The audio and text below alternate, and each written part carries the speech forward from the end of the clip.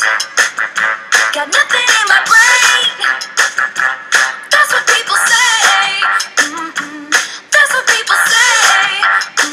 I go on too many dates, but I can't make them stay.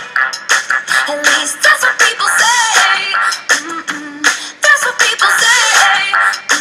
But I keep cruising, can't stop, won't stop moving. It's like I got this music in my mind saying it's gonna be alright.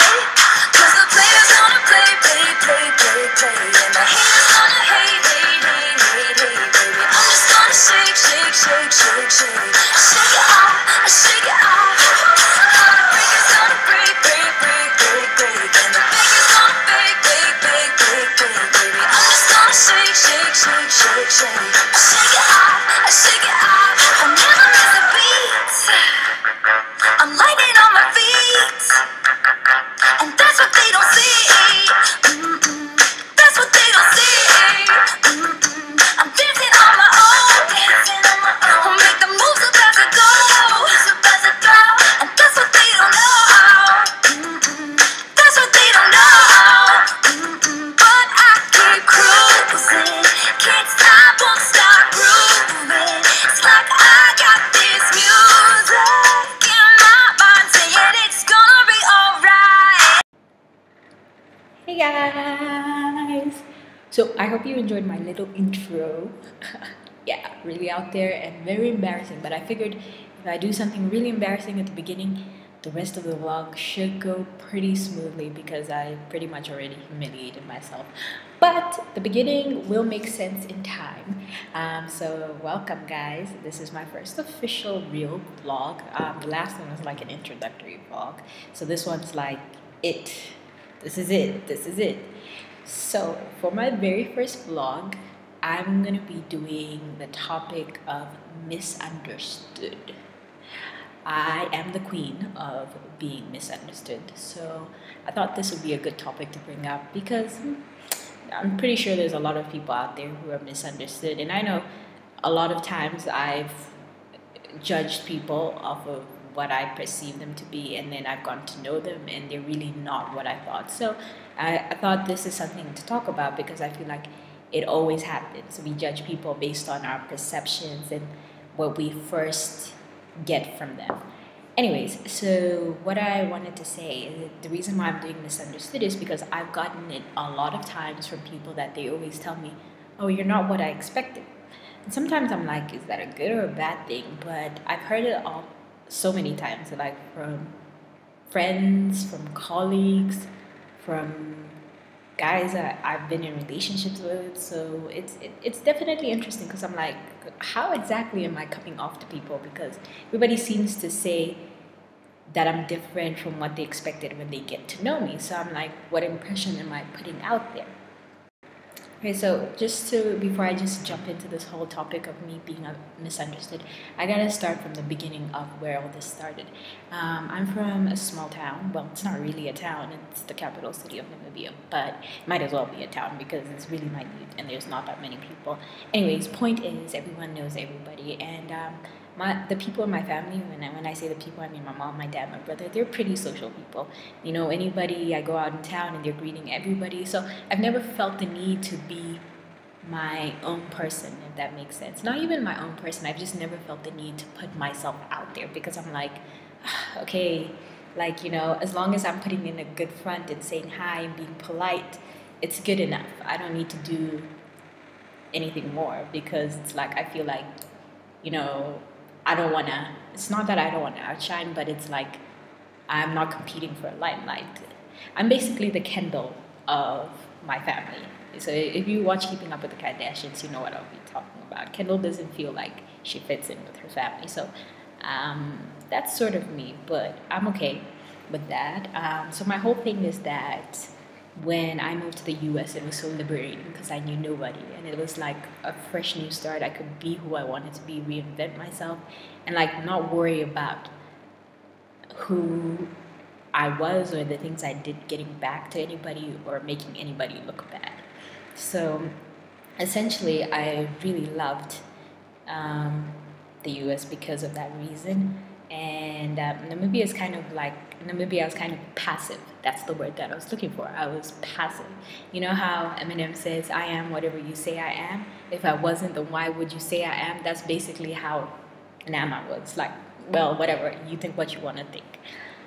But when I got to the US, I was like, nobody knows me here, so I'm about to like really be me and do me. And as it would have it, I came to find myself a lot, you know.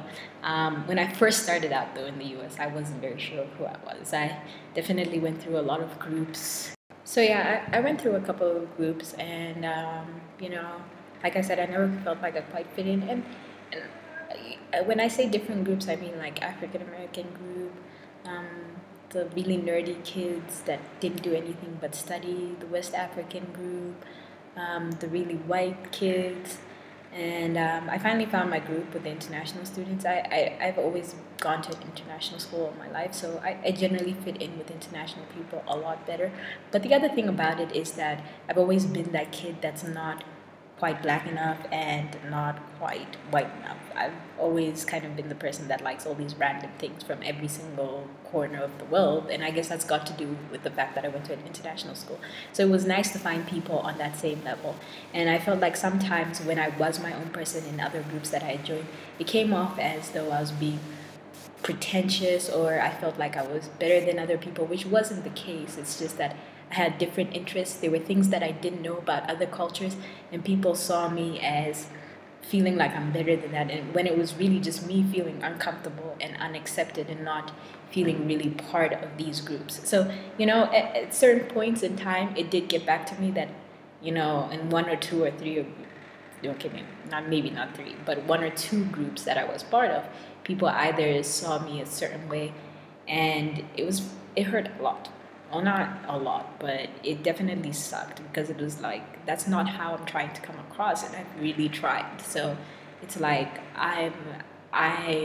like, what more can I do? Like, I'm miserable pretty much most of the time, because I'm trying to like get rid of anything that makes me seem, you know, not good enough for this group. So for them to be like, oh, you know, I don't like this about her, it's like, well, okay, I'm a little over this. Guys, we gotta wrap up. My 5 minutes, I believe, has already reached. Who knew these 5 minute vlogs are actually pretty short? I was like dreading 5 minutes. I'm like, what am I gonna talk about for 5 minutes? But anyways, so I just wanted to wrap up with how I've been misunderstood in the past, because I'm sure you're thinking, how have people misunderstood you in the past, since this is such a big thing for you? Well, I'm just gonna give you a rundown of things that I've commonly found that people misunderstood me for. Number one, I'm a bookworm.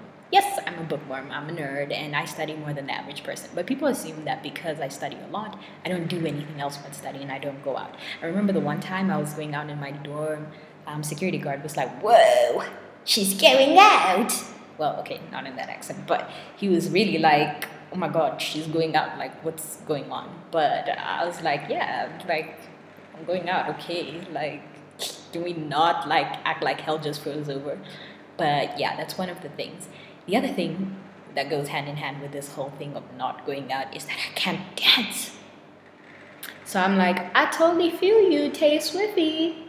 Hence the intro, because I'm like, I get what it means to have people hating that you can dance, when it's like, that's what people say. They ain't ever seen me out dancing, so like, how would you know? But yeah, I'm not saying I'm the greatest dancer. Okay, pause. But I am saying I can keep up or hold at least a beat or two. So yeah, not the last thing, second to last, is that I'm a prude. First of all, this prude thing, I'm just like, I'm not prim and proper. I don't have good table etiquette. I slouch. I should be sitting up right now. I am no Brie Vandicap. So when people say prude, I'm like, that is so wrong, because I'm actually a little quirky and sometimes awkward. So I'm just like, yeah. And I believe in trying everything once. So I'm quite adventurous. I like to take leaps of faith. So I don't relate to that whole prude thing, and I think it kind of goes hand in hand with the perception that people think I'm shy and reserved and I just like to study. Yes, I like to study, and I'm generally a shy person, but I am weird as hell when I get to know people you know, like really get to know them. I think in general, when I first meet people and I don't know them, I like to be cordial so that I'm not offending you in any way. But once I get to know you, I'm really like open to be myself. And once that I see I can be open with you, because you know, some people don't get that there's a time and a place. And it's like I can't be out with diplomats and I'm like trying to be like cracking politically incorrect jokes. No, that doesn't work. So maybe that's where sometimes it comes off that I'm a prude, because I just carry myself like, okay, at least if I can carry myself in a very appropriate manner, that's good enough. The other thing is something that I absolutely hate and goes hand in hand with the other stuff is good girl. What is a good girl? Somebody tell me what is a good girl. I'm like, I feel like it's this platform people put you up onto and they have expectations that you need to fulfill. And it's like, dude, like, you know, you're the one that gave me that title. So it's like, don't expect me to live up to it. But I feel like this good girl thing, it's like, who is even a good girl? Charlotte's like the good girl in Sex and the City. And she, according to most people's standards, she's probably not a good girl the way she slept around. So I'm just like, I don't want to live up to anybody's good girl, you know, criterions. And that's why I kind of hate the good girl title. Last but not least, the worst is that I'm nice. Yes, I am nice, very nice. But people take advantage of that. And it's like, yeah, I'm probably a lot nicer than most people and than I should be. And like I have a longer tolerance for bullshit, but it's like once I get to that point and I've peaked, I go from 0 to 100 like this. And so people are like, whoa, she just turned into a bitch. No, I just turned into a bitch overnight. Like it's been culminating, and you know, it's just been culminating. So it's like I'm only human. You can only expect me to take so much, and that's just what I wanted to say about perceptions and stereotypes. People always perceive certain things, but it's like we have to understand that there's more to people than just these things. So, anyways, to conclude, let me know about some misconceptions people have had about you, people you've judged incorrectly, and what you thought of me, maybe even when this vlog started, maybe from my first vlog or from this one. Yeah, let's have a big old discussion about it. Until I see you guys in 2 weeks' time. Sounds like an eternity away. Take care and have an awesome, blessed next couple of weeks. Love you guys. Ciao.